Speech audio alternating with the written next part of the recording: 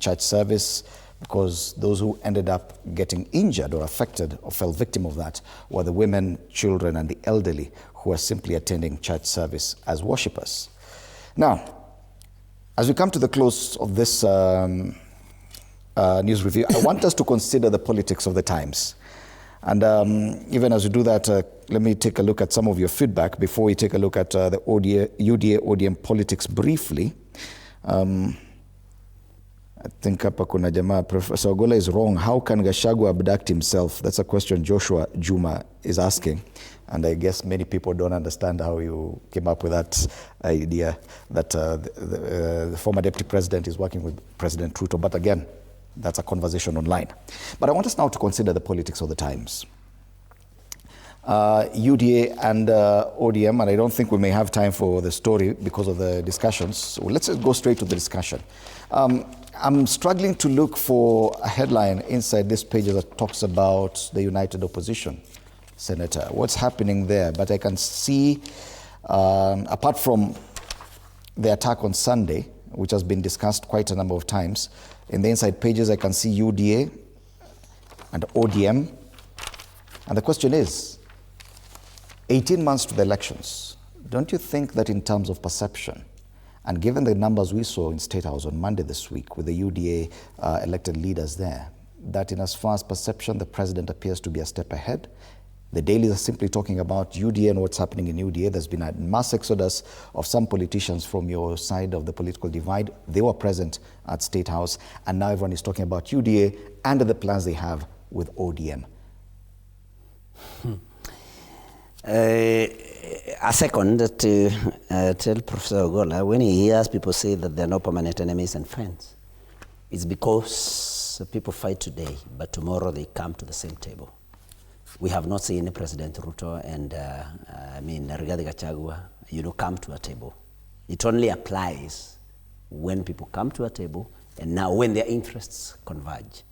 So we have not seen anything like that. So to assume that this was co-planned by Rigathi Gachagua and William Ruto, of course, that is a misplaced argument from Prof. And when he says that nobody was injured, no politician was injured on Sunday, I don't know whether he was watching when you played that clip. He would have seen Kabando, elected twice in Mukurweini, and now seeking to be Nyeri senator through DStv, wiping tears from his eyes from tear gas. I mean, Professor Ogola. We have white tears of tear gas too. Is of course, deliberately. But time will vindicate me. Fred, time will vindicate me. Prof, it's my time. We're sharing the pictures. Turning a blind eye. I mean, when tear gas comes to a church, it doesn't, separate politicians and other people. Everybody has eyes, and so you cannot. That is a misplaced argument. Now, you have said that depending on or going by the numbers that you saw in State House on Monday during, was it NGC or NDC, that they show that the president is ahead. Fred, you must remember that in that meeting, they had invited all the members of the National Assembly or the members of the Senate. In fact, I had an invite. I know it just came, but anyway, I still contribute towards UDA, and of course, maybe that is, I'm still in the register, and that's why maybe the... You still make contributions to the party? Yes, I do make contributions to the party monthly, about, is it, I think, 30,000 every month. And so there were members of both houses, there were MCAs from all over, and I think some other people, so of course the numbers had to be there. And the president will never lack numbers, Fred, because the president pays for numbers, even in his rallies. And I am on record having dared the president and challenged him. If he says that he has regained the mountain, I challenge President Ruto today. Let people tell him to hold an impromptu meeting in Mount Kenya, and you see how many people will turn up. Not a prearranged meeting. Just come to a place, like Keno, a place like maybe, Mokoyo near Murang'a town and hold an impromptu meeting, and then we see how many people are going to attend. So, you cannot ferry people in buses and motivate people. You're going to pay them 5,000 each. Then because you are managing perception and say... Don't you think that perception matters even in politics? No. 18 months to the next election. If all the narratives are about UDA and ODM, and I'm struggling to see DCP in the papers, don't you think that even just by perception, then the president appears to be a step ahead? I'm saying appears to be. Of course, nobody will match the president in terms of resources. And this is also somebody who, by dint of being president, of course, has his people everywhere. Because in every meeting that the president calls, then all the members of Ngao will be there. I mean, their chiefs will be there. I mean, assistant chiefs will be there. So these are people in every other corner of the country. And so they are people whom, when they are told, you must bring, I don't know, this number of people, they will do that, especially because there is a monetary gain that is coming. So perception-wise... I'm comparing this to what we saw prior 2022. Yes. And back then we had Raila Odinga with his handshake with President Uhuru Kenyatta, and we had Deputy President William Ruto then. Yes. And in as far as media coverage was concerned, they were at par. You could actually see these were peers that they received more or less the same coverage. Right now we're seeing one-sided coverage. Fred, President Uhuru is very different from President Ruto. President Ruto campaigns every day since he was elected. President Ruto started campaigning on day one when he was elected. This is a president who is always campaigning. In fact, sometimes some of us wonder when he takes time to sit down, listen to reports from like intelligence, chiefs, listen to advice from all these number of advisors he had, because he's campaigning all the time. President Uhuru was not campaigning all the time like President Ruto. And that is why President Uhuru, of course, maybe most of the things that you people from the media would report were just a few things that he was doing in nation building. Mm-hmm. But President Ruto is all over every day. And he's the one who does everything. I mean, nobody doesn't know that he's the one who was the major marketer of SHA, the major marketer of the new funding model. He does everything. He does everything. What CSS is supposed to do, he's the one doing. So he has to occupy a lot of space on the media, because where the CS education would have appeared, it is President Ruto who is making pronouncements. Where there was an issue, Professor Ogola, we are just two. So once I finish, you are the one who is going to come in. You don't have to raise your hand. So where any CS was supposed to say something, it is President Ruto saying it. So you cannot compare him to other presidents who have given his time and space to work. And so that is why he's enjoying a lot of media coverage. The other perception that I want to correct is that there is mass exodus from DCP to UDA. Back to UDA. I mean, mass. You call two members of the National Assembly mass?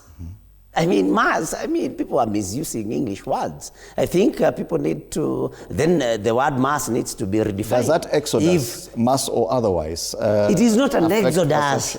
It is just two people moving from one camp to the other. I mean, does that become mass exodus? I remember, Fred, in the early years of this administration, a few members from ODM visited State House. I mean, and you know them, Akina Mark Onyamita, my friend Jalaz, people like Professor Tomo Jienda, and that group. I mean, nobody said there was a mass exodus from ODM to UDA. I mean, it's... My question is premised on the headline on the front page of the People Daily, Professor. They say, opportunity knocks. Can they seize it before 2027? And they've put a list of people in the united opposition who may be luminaries. Probably they should have included you as a presidential candidate there. But probably the question is to all of you who are challenging William Ruto's presidency. Opportunity knocks. Can you seize it before 2027? Because the perception appears to be going the other way, that it would appear he is ahead. Fred, let me help my brother Senator Nyoto, because actually we are reading from the same page. I'm just somebody who is Solomonic. Actually say, I am Solomonic. During Raila Odinga William Ruto, I said, I'm not Rutonomics, I'm not Alinomics, I am Solomonic. I just say where the truth is. And when it hurts somebody, it's up to them, because the truth is very rude. You know, reality is rude. You wake up in the morning and there's sunshine. You like it or not, it is. Then it goes dark. Mm-hmm. So I want to say that, Fred, your analogy is not correct, because you are comparing where we are comparing incumbent who is running against somebody who is not running. Shonota, you see that. Last time Uhuru Kenyatta was not running. Raila was running versus Ruto. So the incumbent did not enjoy state power, so he allowed Raila and Ruto to compete. In fact, I remember the media was showing how much coverage was being given to Ruto versus Raila, and they were almost 50-50 because Ruto or Raila was not running. Depending on their level of activity Yes, as well. yes. But at the same time, opposition suffers from a few things. One, they suffer from external attack by the state. Normally, the state has got an issue that they either have to manage the opposition or suppress them. Also, opposition suffers normally, and this is normal, from internal challenges. Like now, who is going to be running the flag bearer for opposition? It's not yet known. They're still having those issues because Ruto is the de facto candidate for the other side, isn't it? Here, we have not gotten one. Who is leading them? You see, whenever there's a meeting... It is 18 months to the election. That's why so I'm saying, concerned. Even in the end, there's a time when it looked like it is Raila not running. Those things were there. Raila was saying, tell me when. Raila was a towering figure. You can't compare Raila with these people. You know, Raila had run 5 times. Kalonzo has only gone once. Matiang'i has never been in the ballot. You see, Eugene Wamalwa, they have never been there. So give the credit to where it is that opposition is norming. And Fred, let me tell you what. If there's a revolution, it is not supposed to be televised. Who televised revolutions? So William Ruto has gone through what's called a revolution, and he does not know. So this level of inactivity should not this should not worry us. The supporters of the united opposition. It doesn't worry me, because let me tell you what. Fred, do you know the political activities I do? You don't know, because you don't report them in the TV. Do you know I went to Kilifi, and I have almost 50 polling stations where I have registered 20 people each. I can talk about Marekebuni polling station. I can talk about Pamoja. I've gone to Mbulia in Taita Taveta. I've gone to Kwale. It's not being reported. Is that not political? The vote will be won in a polling station, not be won in the media. So if Gachagua is saying that he's very busy mobilizing in Mount Kenya, some of them are not being reported. When he goes to church, it's being reported. You know, media is sensational. Sometimes don't report what's on the ground. Do you know I was in Kisumudogo in Malindi for 1 week mobilizing? Kisumudogo is a church which I built when I was a missionary. So Fred, what I'm trying to say is I should not worry. But let me tell you something. Why don't worry about William Ruto being leader? Let me go to what he said in State House. He said to the UDA members that I have a good scorecard. Remember that? Secondly, he said he has a good plan. Then he said he will win by 2 million to 3 million votes. Let me address Kenyans now. Please allow me. As your final comment? Yeah. Kenyans, there is nobody who sets exam, prepares exams, sits for it, administers it, and then marks it and declares his results. That must be a mad person. There is no one who is the accuser, is the prosecutor, he's the criminal, he's the judge. Actually, he's even the one putting people in prison. William Ruto, we know his record. You understand? His scorecard is that during his administration, so far, 143 young people have been killed, isn't it? 83 have been abducted. SHA is not working. Education sector is in trouble. You go to food security, cost of food products are very high. Cost of living is very high. William Ruto has overborrowed. He has overtaxed Kenyans. Pending bills are too much.